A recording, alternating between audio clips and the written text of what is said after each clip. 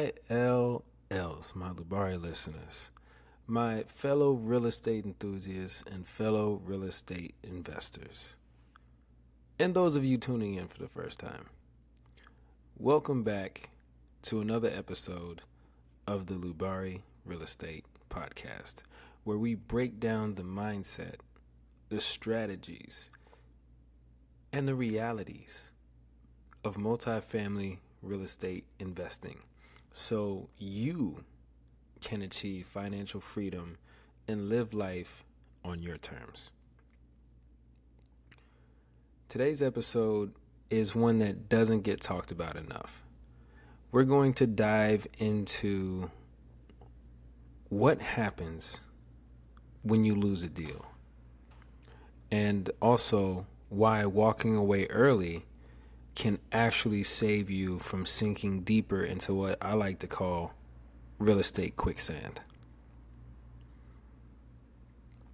Because sometimes the best deal that you'll ever do is the one you don't do. All right, so let's talk about it. Let's talk about the emotional roller coasters of losing a deal. Now, let's be honest here. Losing deals sucks. It does. Because you put in weeks, sometimes months of work. You've underwritten it multiple times. You've toured the property, talked to brokers, maybe even pitched to some potential investors, right? And you've already started picturing what the property could become under your leadership. And then boom, the deal just slips away. Maybe another buyer came in stronger. Maybe the numbers didn't check out. Or maybe the lender didn't give you the terms you needed.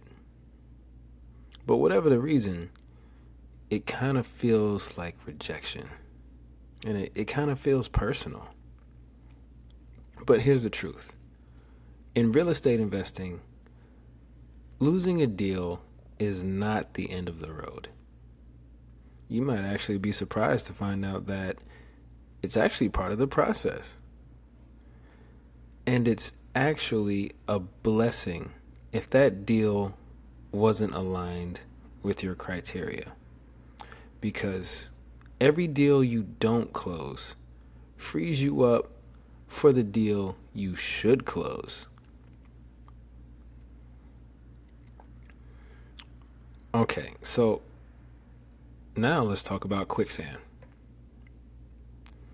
So in the movies, quicksand looks like a sudden trap.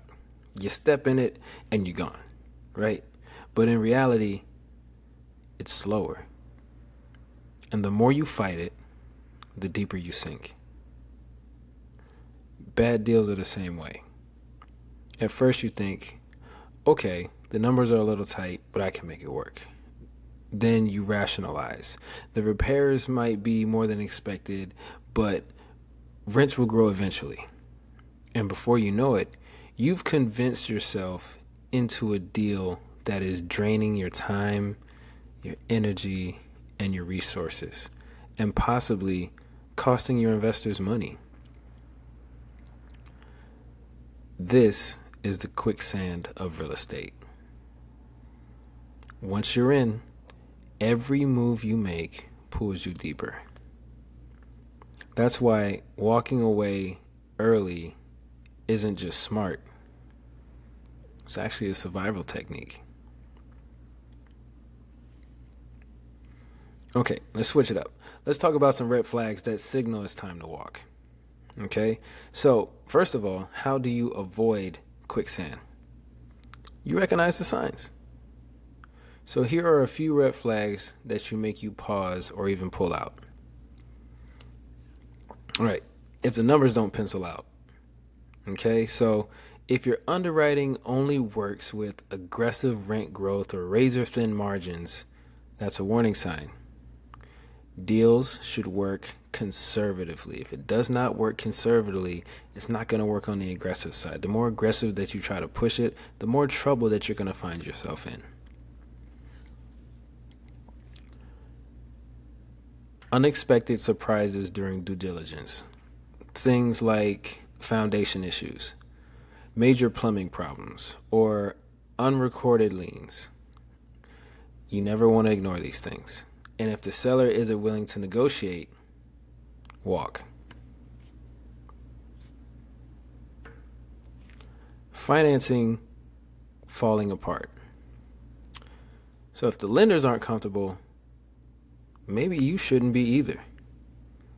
The bank's hesitation should always raise your eyebrows. And then lastly, this is what happened to us, and I'll tell the story once we get there. Partnership misalignment. If your partners, property managers, or investors aren't on the same page, forcing the deal can ruin relationships. So that's why walking away at these moments may hurt short term, but it saves you long-term pain. But here's the bigger lesson. Real estate rewards discipline. It's so easy to let excitement cloud your judgment, especially if you've been hunting for deals for months and this one looks good enough. But good enough isn't the standard in multifamily investing. Think about it. Your reputation is on the line. Your investors are trusting you. And your time is your most valuable resource. Losing money, or worse, losing trust, can take years to recover from. That's why discipline is saying no when everything in you wants to say yes. It's trusting your process and waiting for the deal that truly fits. And here's the secret. There will always be another deal. Always. So what's the silver lining then? Every lost deal is practice. It sharpens your underwriting skills. It builds your broker relationships.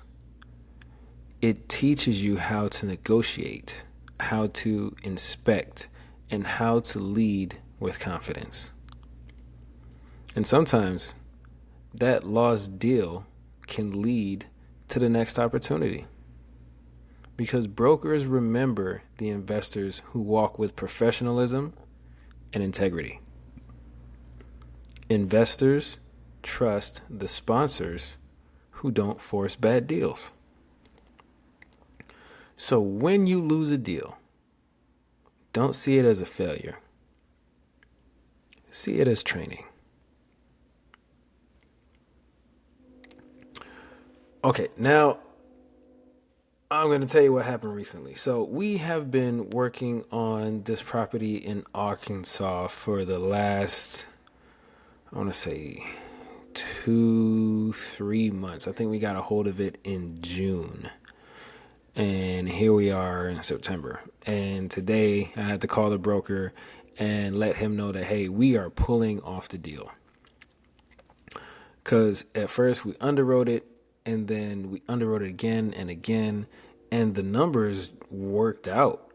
It was a very good deal.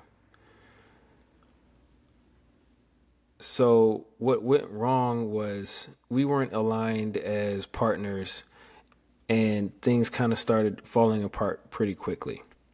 So at first we had EMD good to go. So all we really had to worry about was a capital raise.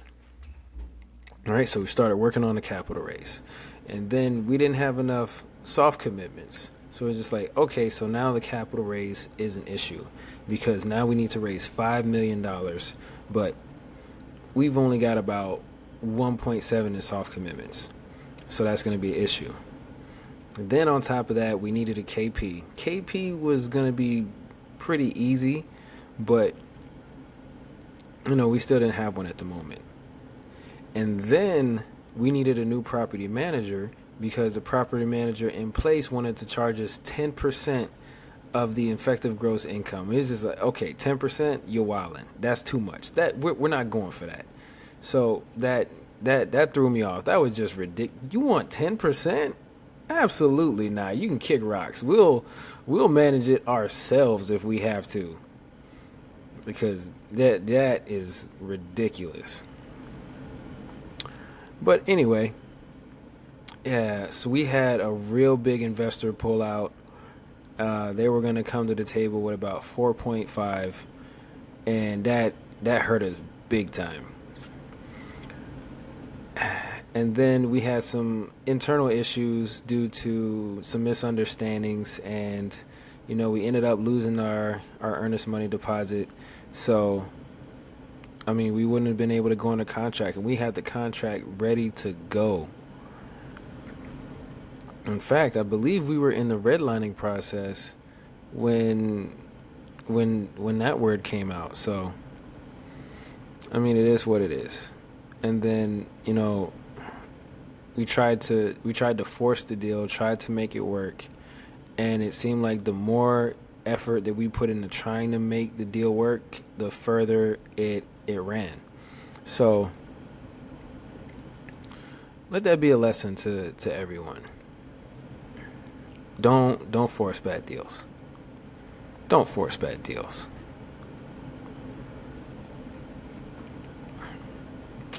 Because the more you force a bad deal, the deeper you sink. But when you walk away early, you keep your capital, you keep your energy, and you keep your reputation. Okay, so now we move on to my favorite part of the podcast where we talk about what real estate can do for you.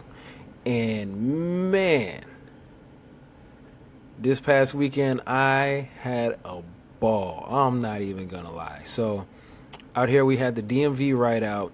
So we met at the pre-meet on Friday, and so the turnout wasn't that big for the pre-meet. It was on a Friday night, but we had a good time.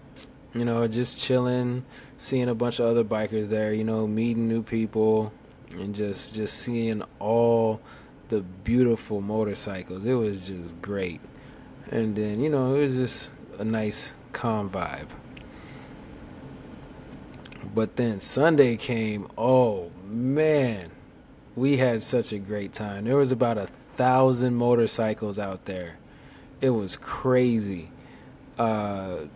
They coordinated with the state police, so we were able to get the easy pass lane for all of us, and they blocked it off for us. But easy pass ends, so we ended up on the main highway on the loop, and then we had to fight traffic. But with a bunch of bikes, it's kind of difficult to fight traffic and all stay together, but we made it through.